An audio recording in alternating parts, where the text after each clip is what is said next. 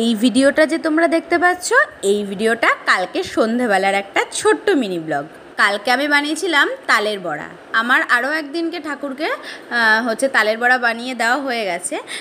তারপরে আবার আজকে একটা তাল নিয়ে আসা হয়েছে, সেটাতে আমি বিকেলবেলা সব কিছু তাল ভালো করে গুলিয়ে রেখে দিয়েছি, দিয়ে তারপরে সন্ধেবেলা ঠাকুরকে প্রসাদ হিসাবে তালের বড়া বানিয়ে দিয়েছি।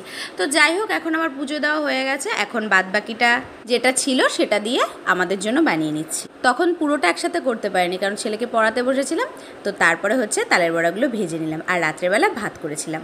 তো এইটুখানি ভিডিও তোলা ছিল। আবার তোমাদের সঙ্গে দেখা হচ্ছে সকালে। হ্যালো এভরিওয়ান, ওয়েলকাম সবাইকে। সবাই নিশ্চয়ই খুব ভালো আছে। Good morning.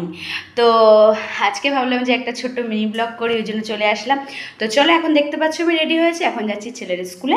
সকাল সকাল আমার কাজকর্ম হয়ে গেছে, আজকে রান্নাবান্নাও কমপ্লিট করে নিয়েছি। তো যাচ্ছি এখন ছেলের স্কুলে। তো চলো, ছেলেকে এখন দিতে যাবো। অবস্থা দেখো, আমার স্কুটি নিয়েও এখন একা একা বার করবে, কদিন পরে তো চালাতেই পারবে। পারবি তুই?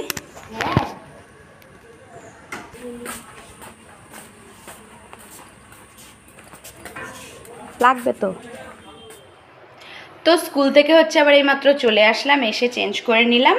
আর তো চলো তোমরা দেখে নাও আজকে কি কি রান্না করেছি। আছে আর কি দেখাবো, এই যে হাঁড়িতে রয়েছে, আর এখানে রয়েছে উচ্ছে আলু পেঁয়াজ ভাজা,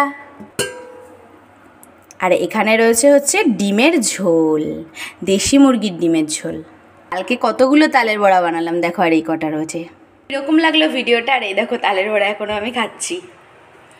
মানে তালের বড়া ভীষণ ভালো লাগে, আমাদের বাড়িতে সবাই খুব ভালোবাসে।